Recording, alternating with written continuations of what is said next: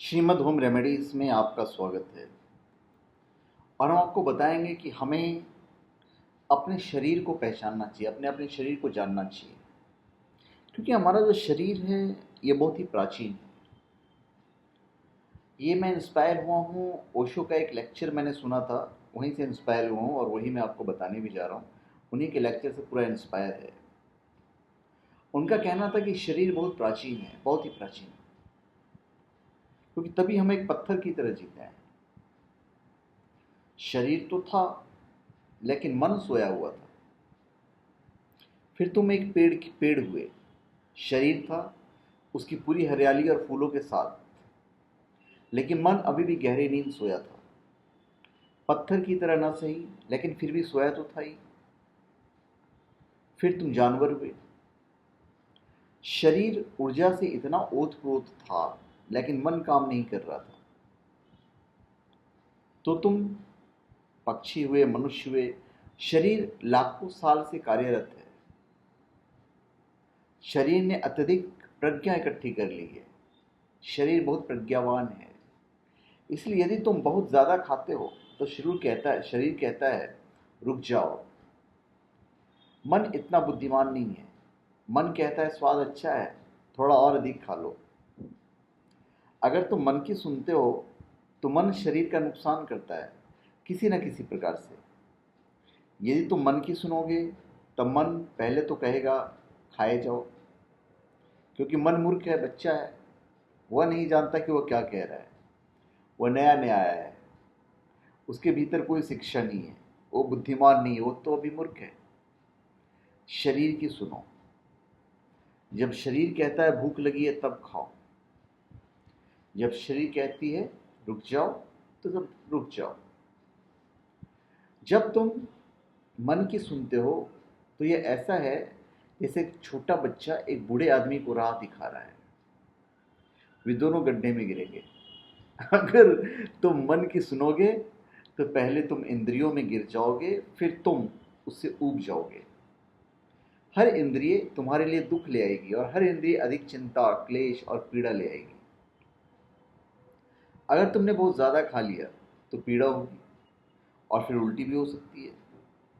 पूरा शरीर अस्त व्यस्त हो जाएगा। तब मन कहता है भोजन बुरा है, इसलिए उपवास करो।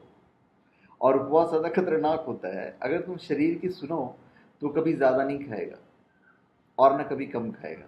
वो सिर्फ अनुसरण करेगा, तुम्हारी अनुसरण करेगा। कुछ वैज्ञानिक इस समस्या पर काम कर रहे हैं और उन्होंने बहुत सुंदर तथ्य की खोज की है।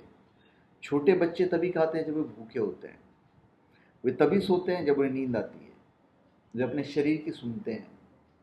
लेकिन उनके माता पिता उनमें बाधा डालते हैं। वे ज़बरदस्ती करते हैं कि भोजन का समय है, ये लंच का समय है, ये सोने का समय है, अब जाओ। वे उनके शरीर को मुक्त नहीं छोड़ते। एक अन्वेषक ने बच्चों को उनके हाल पर छोड़ दिया।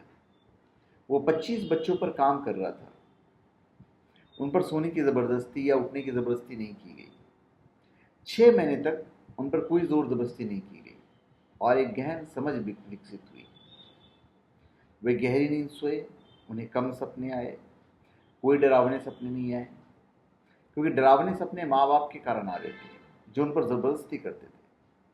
उन्होंने खाना ठीक से खाया, ना ज़रूरत से ज़्यादा ना ज़रूरत से कम। उन्हें खाने का मज़ा लिया और कभी कभी वे खाना बिल्कुल नहीं खाते। जब शरीर राजी नहीं होता तो वे खाना नहीं खाते और भोजन के कारण होने वाली बीमारी से वे बीमार नहीं हुए। इसे एक बात समझ में आई जिसका किसी को शक भी नहीं हुआ था, और वह चमत्कार था। सिर्फ सोसान इसे समझ सकता है, या लाओत्ज़ु या च्वांगत्ज़ु समझ सकता है, क्योंकि ये लोग ताओ के अधिकारी हैं।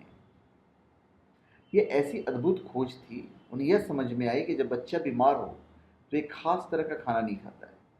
फिर उन्होंने समझने की कोशिश की कि वह ये चीज़ें क्यों नहीं खा रहा है।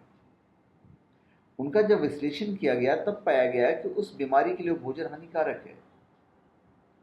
अब बच्चे ने कैसे तय किया? सिर्फ शरीर के कारण, सिर्फ बॉडी के कारण। जब बच्चा बड़ा हो रहा था तब उसके विकास के लिए जो भी ज़रूरी था उसे वो ज़्यादा खाता था। फिर उन्हें भोजन का विश्लेषण किया और पाया कि ये चीज़ें सहयोगी थी। भोजन बदल जाता है क्योंकि ज़रूरतें बदल जाती हैं। एक दिन बच्चा कुछ खाता है और दूसरे दिन वही बच्चा उसे नहीं खाता है।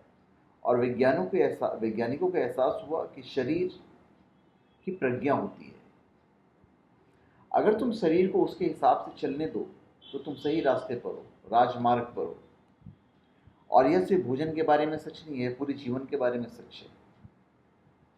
तुम्हारा सेक्स विकृत होता है तुम्हारा मन के कारण, तुम्हारे पेट गड़बड़ होता है तुम्हारे मन के कारण, तुम शरीर में हस्तक्षेप करते हो, हस्तक्षेप मत करो। अगर 3 महीने तक भी इसका पालन कर सको कि हस्तक्षेप मत करो, तो अकस्मात तुम स्वस्थ हो जाओगे और तुम्हारे ऊपर एक आंतरिक स्वास्थ्य उतरेगा। सब कुछ ठीक नजर आएगा, जैसे जूता पैर में फिट हो गया। लेकिन मन समस्या है। अगर तुम इंद्रियों की सुनोगे तो तुम सरल हो जाओगे। निश्चय ही कोई तुम्हें आदर नहीं देगा, क्योंकि वे कहेंगे यह भोगी आदमी है। ये भोगी आदमी गैर भोगी आदमी से अधिक जीवंत होता है।